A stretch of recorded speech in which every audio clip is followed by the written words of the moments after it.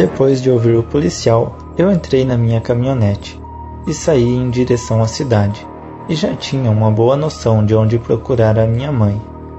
Parei meu carro próximo da esquina da casa de uma velha conhecida da família, e quando saí do carro, o meu primo estava passando bem ao meu lado. "Boa tarde, Júlio. Não sabia que você estava na cidade." "Cheguei hoje pela manhã e ainda não tive tempo de ir visitar vocês. Me diga, como estão as coisas lá na fazenda?" perguntou o Júlio. E eu respondi: "Péssimas. Eu estava fazendo festa lá no sítio São Cristóvão, naquele que você havia comprado e depois me vendeu. Mas, quando eu voltei para casa, agora há pouco, só encontrei policiais e corpos espalhados pela fazenda. Felizmente, minha mãe está bem e eu vim procurar ela aqui, para ver o que fazemos." E então, o meu primo me disse: "Que bom que a tia Marta está bem. Mas diga, quem você acha que faria uma coisa assim?" E eu respondi: "Não consigo pensar em ninguém além do meu pai. Ele saiu da cadeia não tem uma semana e já voltou a matar pessoas, mas como ele matou tanta gente, eu não sei." Então, meu primo questionou: "E agora, o que você vai fazer? Não pode voltar para a fazenda. Se ele estava atrás de você e da sua mãe, vocês tiveram sorte de saírem vivos. Por enquanto, eu vou pegar a minha mãe e vamos todos para o sítio São Cristóvão. Lá será um bom local para se esconder. Algumas armas também serão muito bem-vindas nesse período, pois nunca se sabe o que pode acontecer." Então, meu primo falou: "Muito bem, eu vou te acompanhar até lá. Se nem os homens da fazenda sobreviveram, quanto mais ajuda você tiver, melhor para você e para minha tia também." Então, eu o agradeci. "Muito obrigado, Júlio. Você não sabe o quanto está nos ajudando." Depois disso, eu e minha mãe voltamos para o sítio em minha caminhonete, e Júlio foi para lá também, com o seu carro. No caminho, minha mãe começou a me contar o que realmente havia acontecido. "Meu filho, o que nos atacou não foi nenhum homem e nenhum animal. Acredite se você quiser, mas eram plantas. Árvores humanoides atacando a fazenda." Eu, ainda confuso, olhei para minha mãe. "Mas isso é impossível, mamãe." E ela me disse: "Pode ser impossível, mas foi bem real. Já passava da meia-noite e eu estava assistindo um filme na TV, quando ouvi um disparo nas terras da fazenda. Logo em seguida outro, e mais outro. E então o som dos disparos só aumentou, como se todos os peões da fazenda estivessem atirando desesperados pelas suas vidas.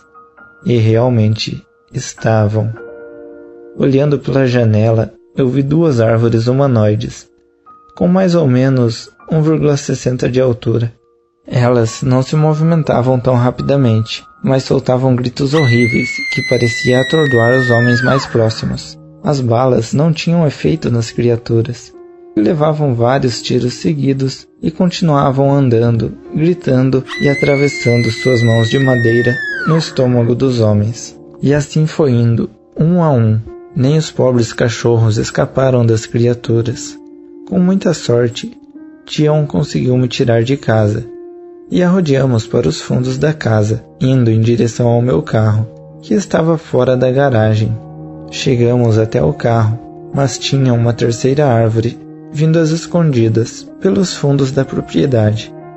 Tião deu a sua vida para que eu conseguisse fugir naquele carro. Depois disso, eu fui até onde você me encontrou e liguei para a polícia. O resto, você viu com seus próprios olhos." Eu olhei para minha mãe, ainda com muitas dúvidas em relação a tudo aquilo, e a disse: "Se isso tudo é verdade, o que são essas coisas? Por que nos atacaram? E a senhora contou isso para a polícia?" Então minha mãe me disse: "Não sei o que são, nem por que nos atacaram, mas a polícia jamais acreditaria em algo assim. Acho que mais ninguém acreditaria." Quando chegamos na casa em que estávamos nos dias de festa, nós logo contamos para todos ali na casa o que havia acontecido na fazenda, com exceção da parte das árvores humanoides. Eu disse aos meus amigos que eu os levaria para casa e depois voltaria para o sítio para ficar ali com minha mãe e meu primo. Mas todos eles se recusaram a ir embora. Imaginei que eles não me abandonariam numa situação dessas. Eu já tinha comprado uma arma para cada um deles. As mulheres ficaram com um revólver cada, e os homens pegaram armas maiores. Marcos e Júlio estavam cada um com uma espingarda, e eu tinha pegado uma arma calibre 12 para mim. Se qualquer coisa chegasse perto da casa, com certeza ia levar tantos tiros que ficaria tão furada quanto uma peneira. Logo, a noite chegou, mas dessa vez não era um clima de festa, e sim de medo. Todas as portas e janelas estavam bem fechadas, e nós estávamos divididos pelos cômodos da casa.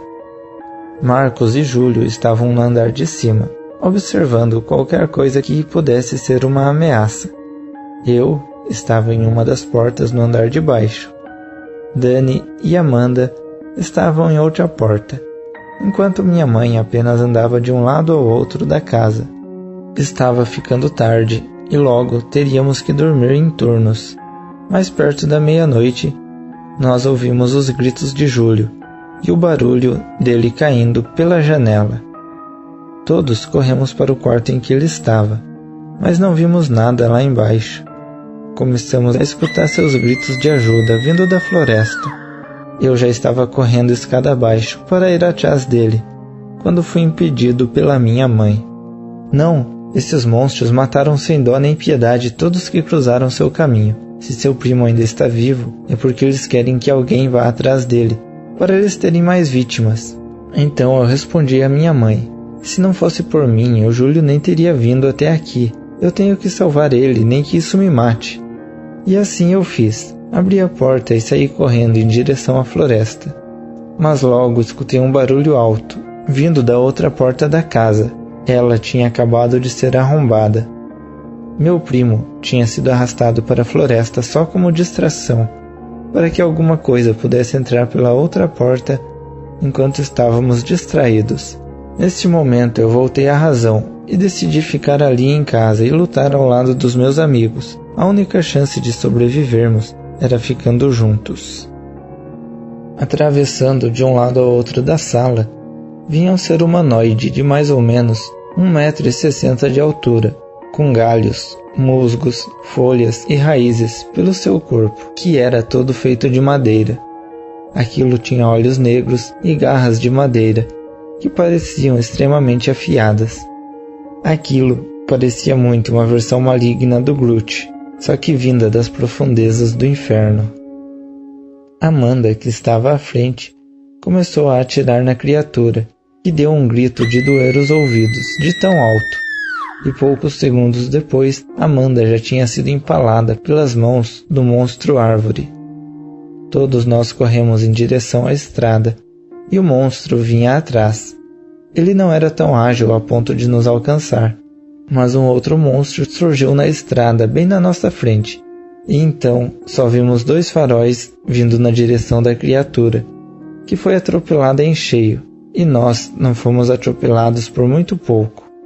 Quando o carro parou um pouco à frente, eu pude ver que era uma caminhonete preta, e de cima dela pulou o meu pai, com um galão de gasolina que ele usou para queimar a criatura, que ainda estava viva, e logo em seguida saiu da caminhonete um homem da idade de meu pai, que olhou para mim, sorriu e disse: "Você tem arrumado confusão por aqui.